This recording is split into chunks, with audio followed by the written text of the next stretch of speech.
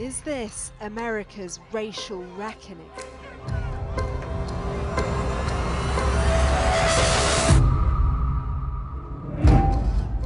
Through flames and fury, a swelling rebellion against prejudice and police brutality reached boiling point, all in the middle of a pandemic. We're gonna burn this city down. An eruption of anger and activism. It's starting a revolution right now. We're gonna change everything.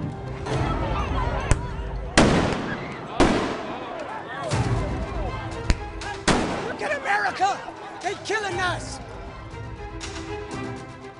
Their target, the virus that has plagued this nation from the start, racism.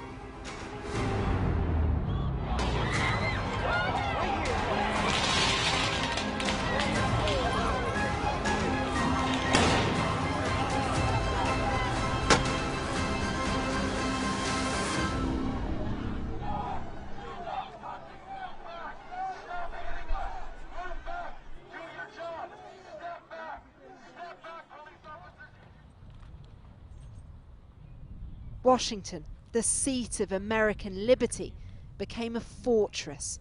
Soldiers on guard, the country on edge. Minneapolis is where it all began, where the death of George Floyd at the hands of police ignited global outrage. There is despair and destruction everywhere you look, but others see something else too. A tipping point. There are parts of this city that look apocalyptic, that show just how quickly frustration and aggression spread. They are a symbol of deep anger. Could they also become a symbol of lasting change? Black lives matter! Black lives matter! Black lives matter! The movement pushing for progress feels different. Diverse, uncompromising, sustained, and it brought white people to the streets in numbers we have never seen before. If this is what we had to do to get our message heard, if this is what we had to do to get the thought process at least open, okay, I'm down with that. You feel like you had to destroy something in order to build something? We were left with no other options. Michael Wilson is part of a new wave of activists, and his world changed overnight. How would you describe the experience of being black in America right now? I feel like we finally got some air. I feel like that cage around my body was just taken off. I feel like that 6x6 hole no longer exists. I felt like now white people were taking the other white people's hands off of my head. All those fingers that were there for 400 years are now gone. I now can breathe. Let those cops not get convicted and see what happens. You thought that this was a problem. And you're hearing it from me. You thought this was a problem. Let those cops get off.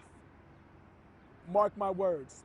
Not only will they burn downtown down, every city in America will burn downtown down.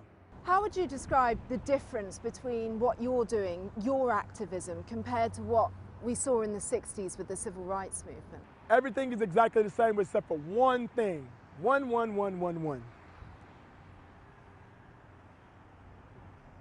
These things. Listen. That's the movie. This is the graphic video those things caught. The nearly 9 minutes of suffering that shook America, and 3 words that will haunt it. I can't breathe. Where he died, protest lives.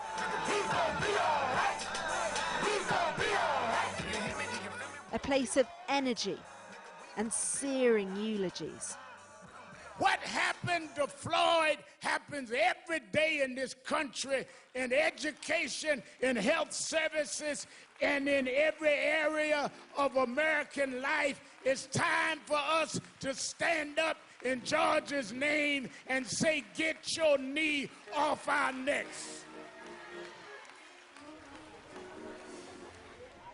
George's family knew him as a gentle giant, a father and a mentor. Others now call him a martyr.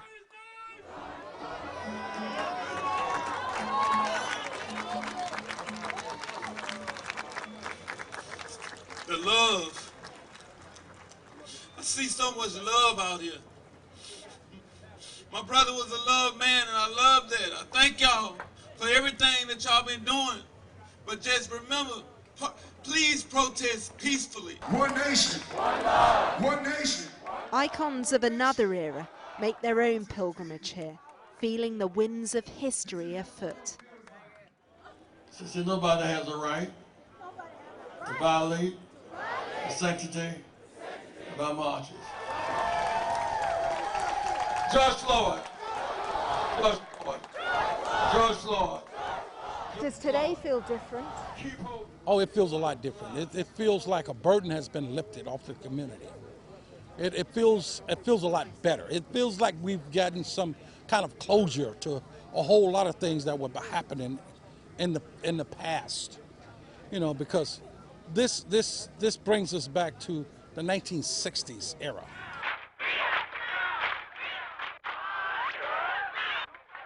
Racism has always existed in American policy and policing, in the workplace, in healthcare, inequity, rooted in slavery.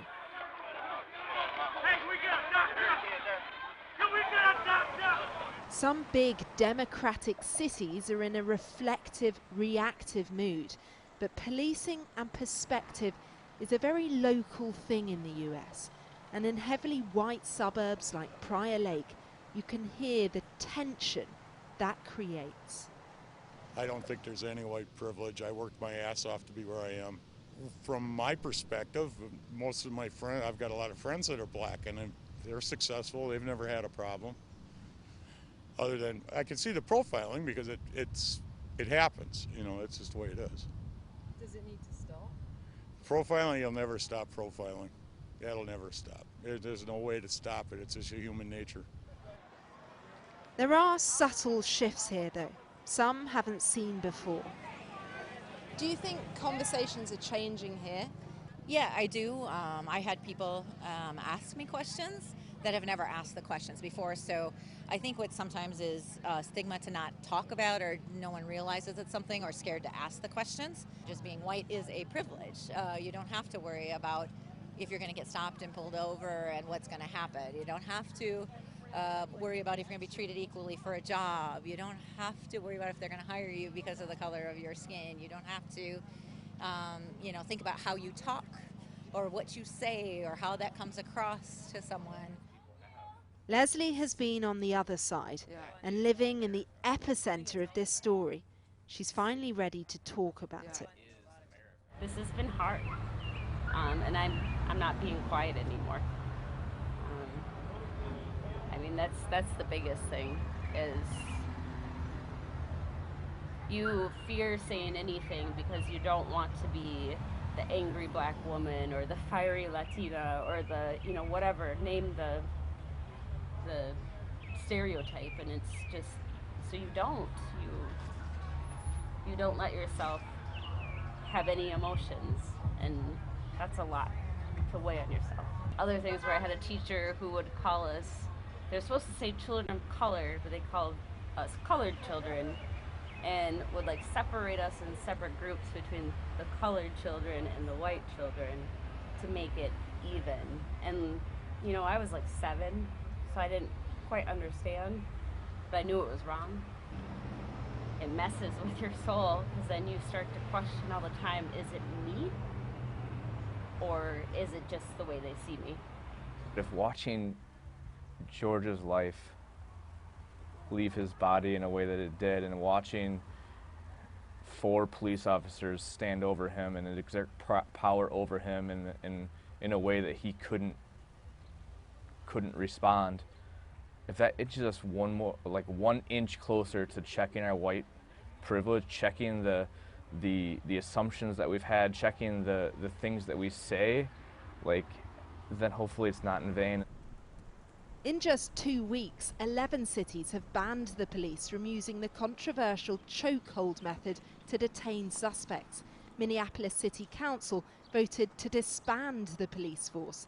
Nationally, Democrats have proposed sweeping legislation.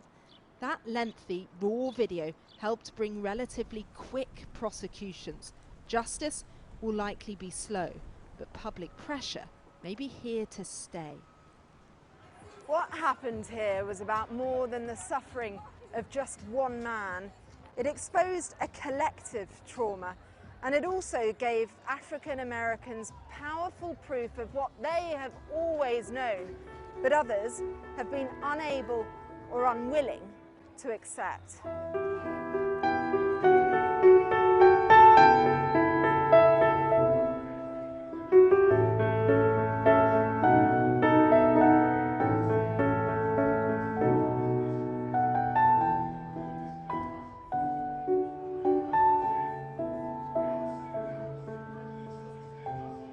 Black people have been at the sharp end of everything in America. Coronavirus has only reconfirmed that. But George Floyd has inspired soul-searching across generations, capturing a nation after decades of denial, far more ready to change direction.